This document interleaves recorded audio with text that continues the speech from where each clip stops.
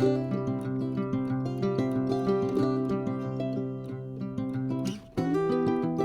guys, welcome back to Say Mojo Homestead, our last video of the year. Yes. So, hope you guys had a great Christmas. If you're watching this after, if you're watching it before, I hope you have a great Christmas. And in all politeness, go spend time with your family. And then come back and watch it after Christmas.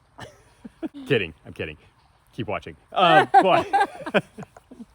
So we wanted to do kind of a year-in review, our version of that, and talk about some of the main projects that we had going on this year. Some of that is things that we added to the homestead this year. Some of it are just the major projects that we got done this year. So we're going to bring you guys along and just kind of talk about that. So we're just going to jump right into it and get started. So the first thing we added this year were these these birthing stalls behind us.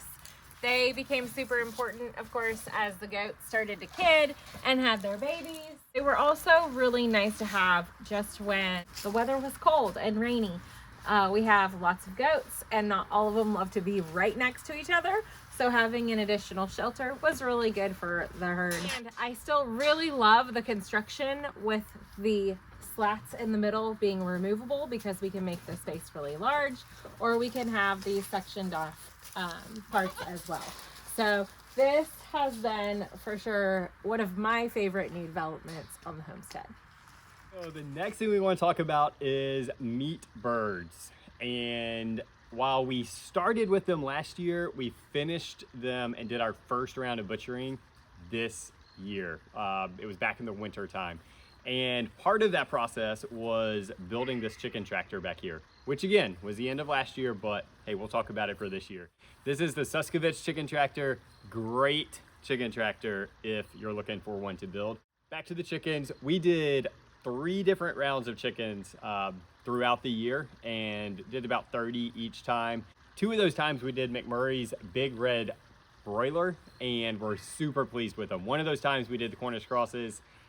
Wasn't disappointed, but wasn't as pleased with those.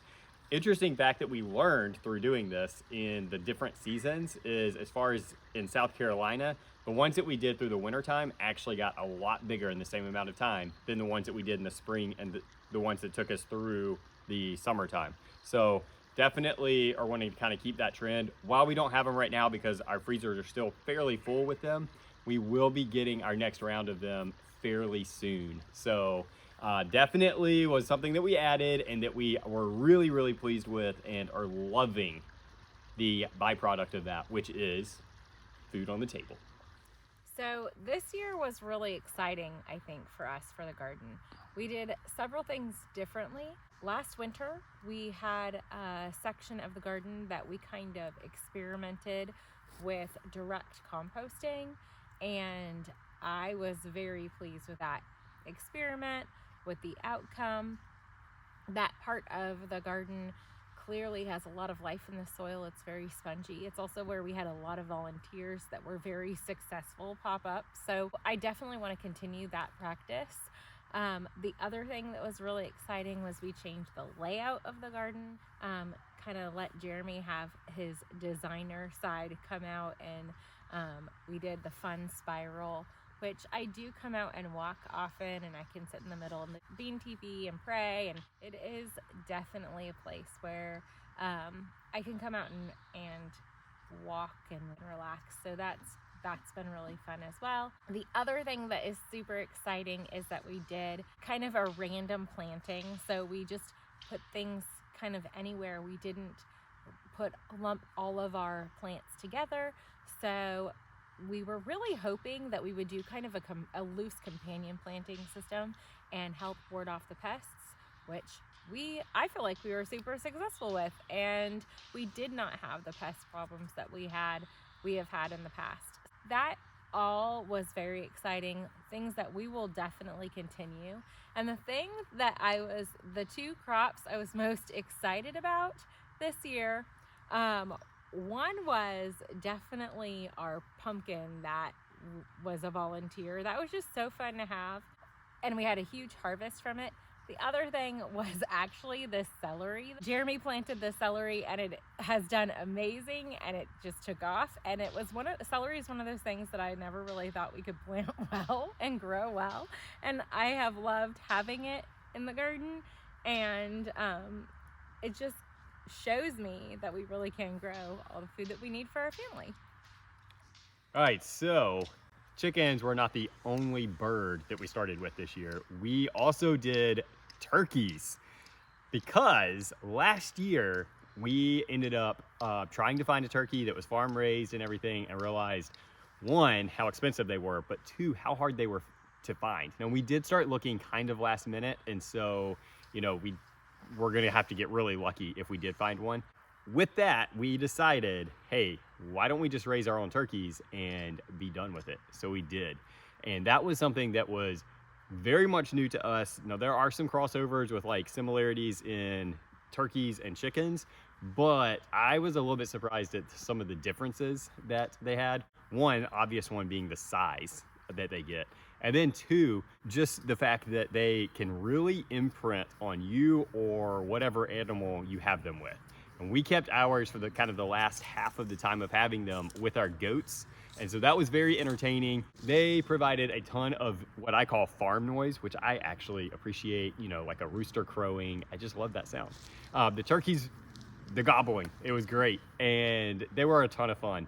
Processing was a little bit of a challenge, but it did go really smoothly, and something that we are definitely going to be continuing in the future. They will be an every year staple here on our homestead.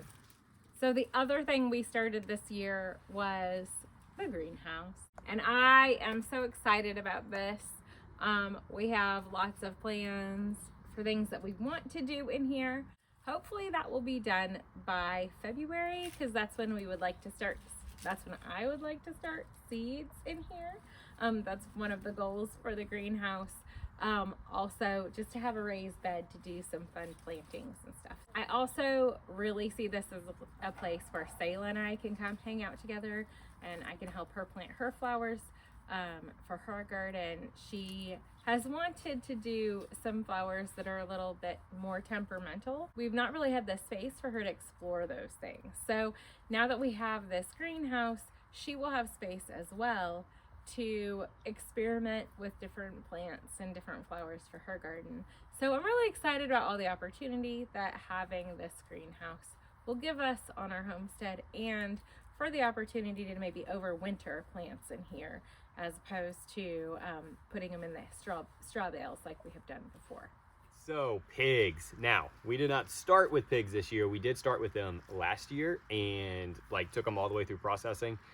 But we did them for the second time, did the same thing that we did originally, where we raised some pigs out for some other people who didn't have space for them. One thing that is slightly changing in our hopeful direction moving forward with them, and one thing that we haven't really done a video on, is trying to diversify their pen a little bit, because there's a chance, we haven't like fully talked through it, that something else may be using this pen in the future, which we will get to after the new year when we talk about our plans for 2024. But one of those things is all of this grass behind me. We're trying to get grass established in here. Now, I know that pigs can root and tear it up big time, but all of this was left over from a project. It was free sod. So it's just one of those experimental things that we can afford to do because of that. My hopes in that is that, one, it allows them to just have a grassy area as opposed to having all wooded area.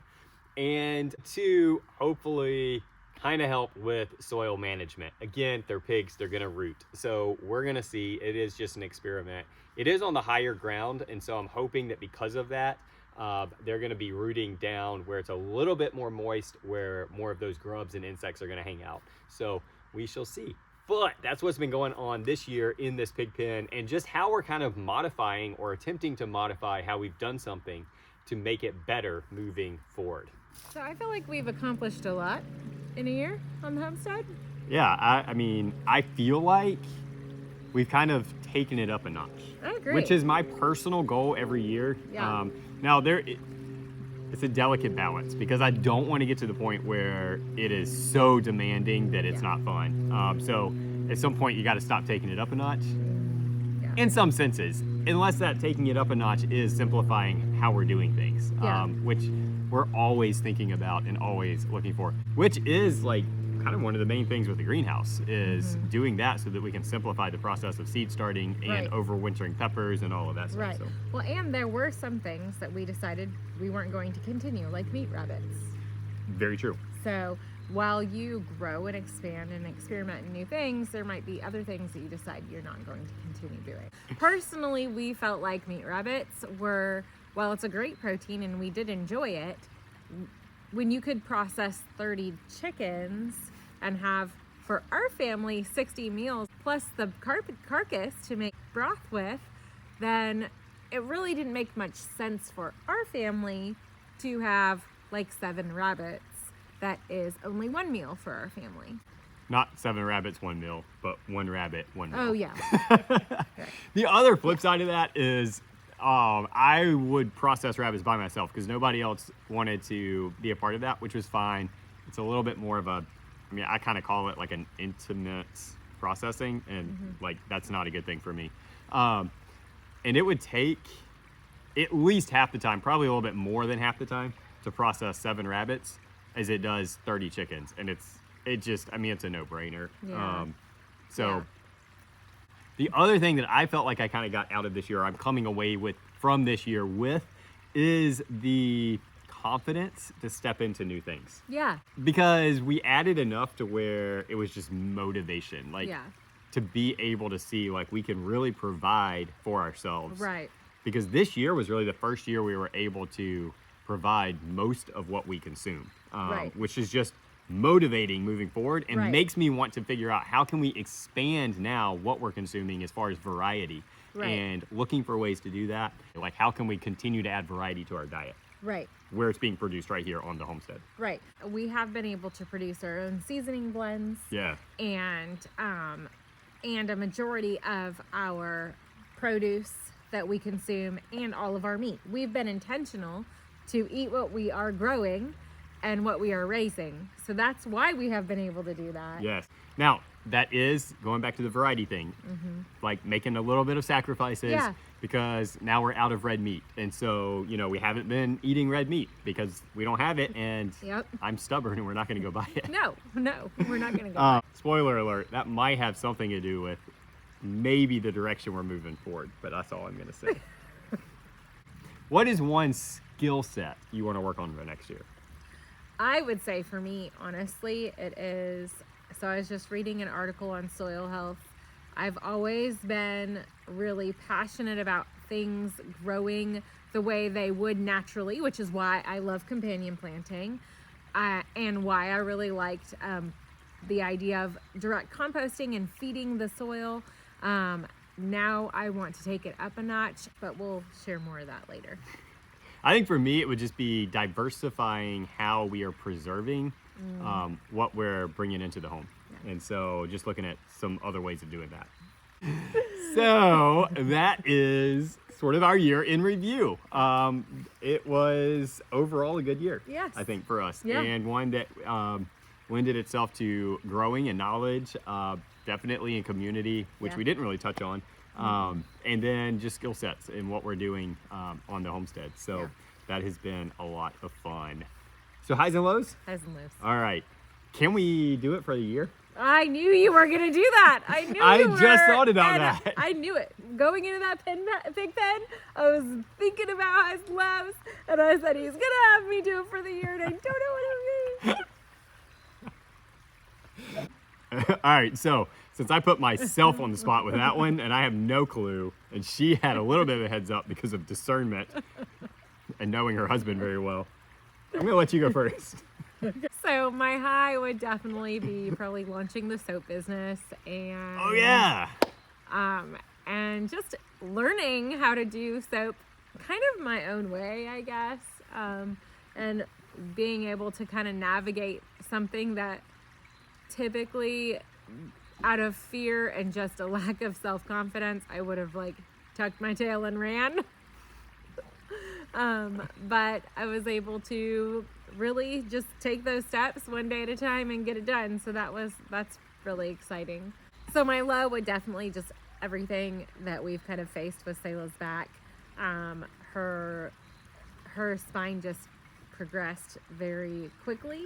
And so we had to really hit that hard, and it's kind of shifted a lot, and just been a difficult thing to navigate. So Yeah. I think that my low would probably be the same thing. Because I can't really think of anything else. And it really is just because it's been so drawn out over the year. It wasn't just one specific event. So I think my high would be, I mean, there's several things. Like one of them's definitely like adding the turkeys and being like consistent with the chickens and being able to like really stock our freezer with that stuff, diversify what we have been able to diversify in our food system. But ultimately, I think it's just community and really feeling even more connected in the Homestead community. Yeah. That's been a big thing for me this year, and something that I really feel like has become more relational rather than just connections. Yeah. And so that has been something that I have very much enjoyed as we've kind of gone through this year, being able to hang out, build friendships, build real relationships with other people that are like-minded. So yeah. So thank you guys for joining us and being a part of this journey that we are on.